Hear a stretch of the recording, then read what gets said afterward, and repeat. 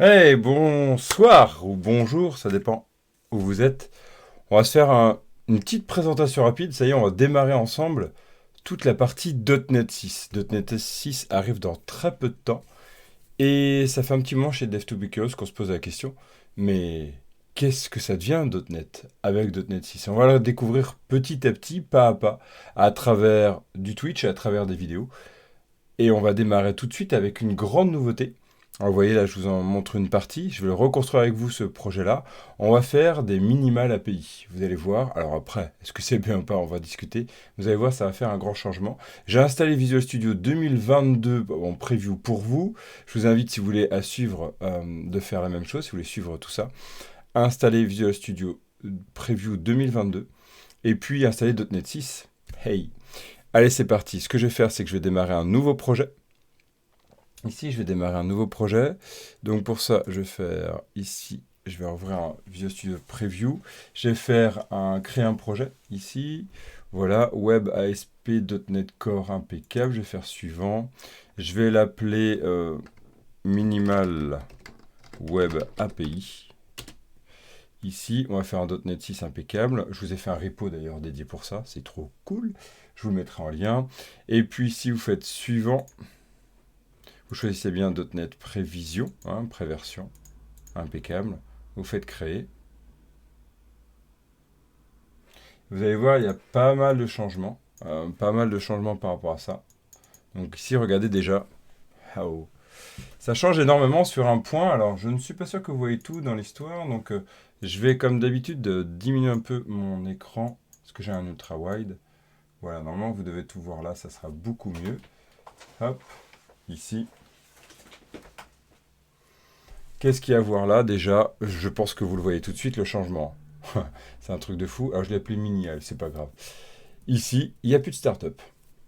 Déjà, en .NET 6, il n'y a plus de start-up. Alors, il y en a qui aiment, il y en a qui n'aiment pas. Ça change pas mal la donne. Vous voyez en plus que d'ailleurs, il n'y a pas de classe. Il n'y a plus de classe, en fait. Ici, on n'a que une classe qui contient en fait l'ensemble des appels. C'est une des grandes nouveautés d'ailleurs de .NET avec le C# 10. Tout ce qui est statique et tout ce qui est englobe de namespace, on va pouvoir le mettre comme ça dans un fichier global, un peu à la JavaScript en fait. Voilà, donc déjà à voir si ou non on n'aime pas. Si on décompose ça, on retrouve exactement ce qu'on trouve dans le startup et dans la partie programme d'avant, .NET 5 et autres avant. Regardez ici, on retrouve notre builder qui est là, avec des arguments qu'on peut passer en entrée. On a ici la construction, bon, pour l'instant de base en Razor Page, mais vous verrez qu'on va pouvoir choisir. Ici, on a le builder, on retrouve le builder.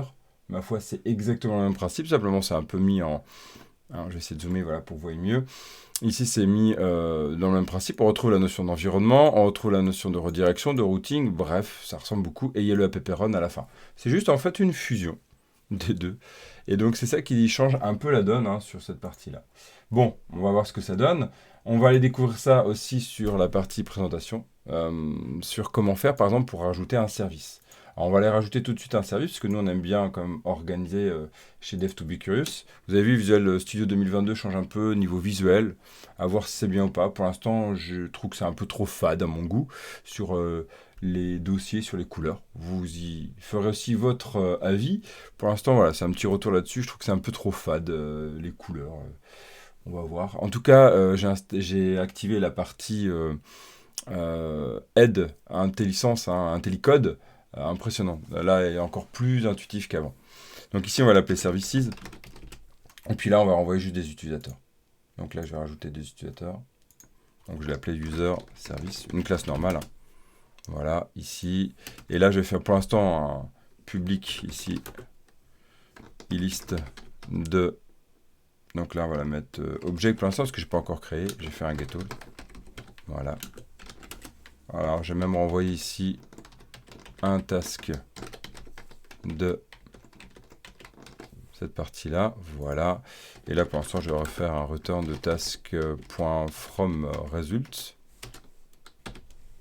de new list object. Voilà, vous avez vu comme il me propose bien. Il est gentil tout plein. Et qu'est-ce qu'il nous dit? Il nous dit, écoute, c'est très bien, mais tu renvoies une liste. Voilà. Et donc, du coup, ici, on va aller transformer ça par la suite. On se prépare. Voilà. Ici, on va le travailler par la suite. Et en fait, l'idée, c'est comment récupérer notre user service, comment déjà l'injecter, en fait. Comment l'injecter? Eh bien, regardez ici, avant la construction, hein, bien avant la construction, ici, on va se mettre en mon builder. Et en fait, la notion de service est déjà présente. Il faut juste y accéder comme ça. C'est plus, vous savez, par des fonctions avec configure service. Et là, ici, on va faire un add transient, par exemple, à chaque requête. Et là, on va dire, écoute, dès que tu trouves notre user service, voilà, dès que tu trouves notre user service, eh bien, tu le mets là. Vous avez vu, l'using est mis en haut. Et là, c'est bon, on le récupère. Voilà, juste ça. Et après, ben, comment l'utiliser, notre service? On va construire une route. Alors déjà, on n'est plus en Razor Page, donc on va mettre ça en commentaire. Cette partie-là aussi va pleurer parce que je ne l'ai pas bien configuré. OK, et cette partie aussi, pareil, c'est pas celle qu'on souhaite, hein. Ici, qu'est-ce qu'on va rajouter? On va dire, je veux gérer un builder. Add. Pardon. Je gère un builder, je vais dans mon service, et là, on va chercher le add endpoint, ici, qui va gérer toute la partie API. Voilà. Donc là, on va gérer cette partie-là. Et ici, regardez, juste avant le run, on va faire un app point. Et là, map, et on est en minimal API, hein. Map, get. On va prendre la route par défaut, ici. La route par défaut, pour l'instant, pour tester. Et là, qu'est-ce qu'on va faire? On va rajouter une fonction async. Et qu'est-ce qu'on va aller récupérer dedans? C'est un truc de fou. Donc on peut récupérer app. En fait, vous reconnaissez, c'est des middleware ici, hein. C'est des middleware. Donc là, nous, on n'en a pas besoin là, mais c'est vraiment l'idée de rajouter des middleware. Et là, on va aller interroger. Je pense que vous reconnaissez, ça ressemble beaucoup à du JavaScript, hein, derrière, quoi, dans la syntaxe. Ici, on va faire un return de... Ah oui, mais il nous faut notre service. Alors avant, il fallait faire un truc comme ça, front service, là, dans les derniers. Il n'y a plus besoin de ce from services. Hein, il n'y a plus besoin. Donc en fait, ici, vous allez juste mettre... Bah, j'ai besoin de mon service, s'appelle user service. Voilà. Et donc, du coup, bah, je l'appelle services. D'accord? Voilà, c'est tout. Et là, qu'est-ce que je vais faire? Eh bien, je fais un return de await de mon service, point, getAll. Voilà. Et c'est bon, je récupère mon getAll. Et voilà, c'est tout. On va le charger, voir comment ça fonctionne. Alors, on y va, on fait un F5. Voilà. Il y a eu un petit plantage, voilà, bah normal parce qu'ici on n'a pas ramené. Donc là, qu'est-ce qu'on va faire? On va prendre aussi des users, donc on va rajouter une partie user service. Vous avez peut-être vu dans C# 10 aussi, il est arrivé une nouveauté qui s'appelle... qu'est-ce qu'il nous propose? Non, pas du tout cette interface. On va faire un public record. Je ne sais pas si vous avez vu ce que c'est les records. C'est tout nouveau. C'est une sorte de classe value object, si on veut dire. Donc non mutable, un peu cette idée-là en fait. C'est le lien entre, je dirais, entre le struct et la classe. Hein. C'est un peu entre les deux. Et donc là, on va l'appeler user. Et on va lui dire, écoute, tu as un ID. Tu as un ID. Et ici, username, c'est très bien. Voilà, name, moi, j'aime pas username. Voilà. Et donc ici, on va aller construire une record de user. Voilà. Et là, on va renvoyer une... On va prendre une liste. Donc, var list... On va faire une var list de ici var liste, c'est très bien. On reçoit new, tiens, liste user. Vous avez vu comme il est sympa. Alors, hop. Et ici, on va faire new user de 1,luc pour être très original. Voilà. Et ici, si on renvoie ça, task from result.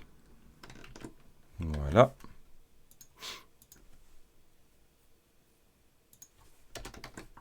Et voilà. Ici, on a bien notre liste avec un task. Bon, ça, c'est juste pour simuler qu'on appelle notre base de données. Hein. Et ici, regardez, dans notre service, on l'appelle bien ici. On va tester ça. On va faire F5.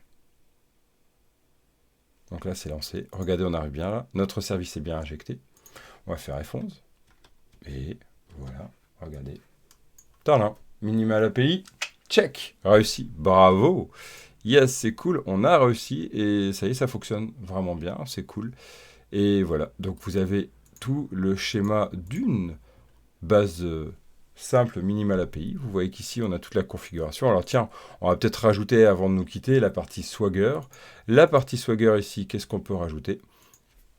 Eh bien ici, on va rajouter le juste avant build, la partie builder.services.add à notre Swagger n'est pas là.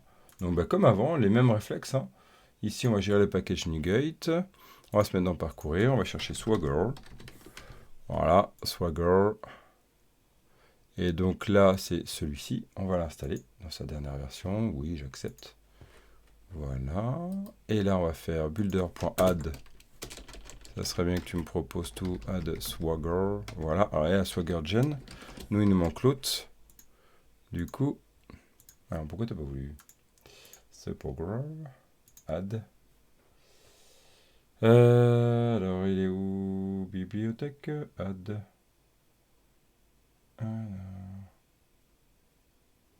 Gérer. Ah zut. Ah, ça sera mieux là. Voilà, gérer les packages NuGet. Ici, je vais refaire un Swagger. Voilà, je vais prendre le Swagger. Voilà. Je vais me mettre là. Je vais faire un add builder service. Add.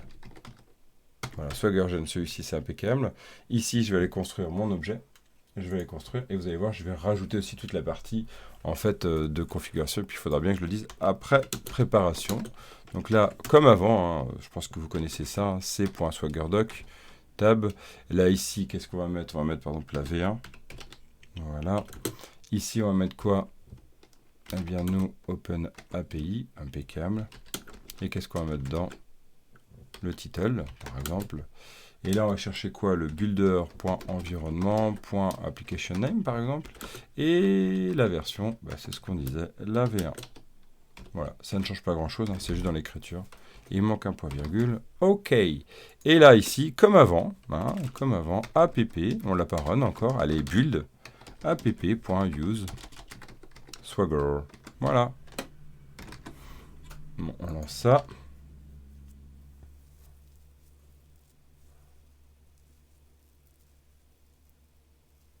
Ah oui. Et il ne manquera plus qu'à installer après notre cher Swagger.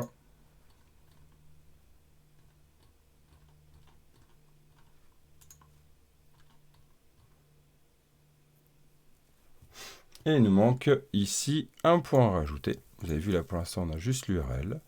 On va rajouter ici dans notre Swagger toute la partie, alors ici app. On va use Swagger ici et puis là. On va aller chercher à récupérer notre Swagger endpoint.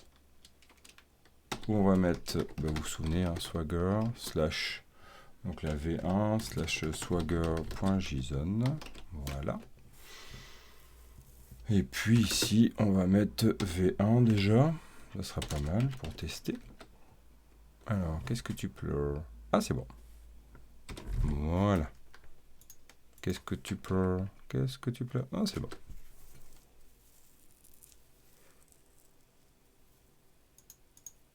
Ah oui, je suis toujours en debug. Normal. Et regardez. Tadam! On a bien notre API avec l'user qui est reconnu. Yes! Voilà, c'était une première présentation. Vous avez vu, en quelques minutes, j'ai développé une API. Hein. C'est tout aussi rapide qu'avec Node.js. Et c'est exactement ça qu'on va chercher à faire, en fait, dans notre tête. Alors, il y en a qui vont trouver ça bien, il y en a qui vont trouver pas ça bien. À vous de voir. On peut quand même garder toute la structure, en fait, de qualité de code là-dessus. Hein. Attention, on va pas péter l'architecture, je trouve, de qualité de code là-dessus, le clean code. Mais pour développer une API, vous avez vu en combien de temps je l'ai développé? Ça a été très rapide. Allez, je vous laisse. C'était une première présentation. Je vous dis à très vite. Pour d'autres news .NET 6, suivez bien l'actu. Il y aura aussi des vidéos YouTube pour présenter tout ça. On a hâte. Ciao, ciao. Bonne soirée, codez bien. Et restez curieux, curieuse.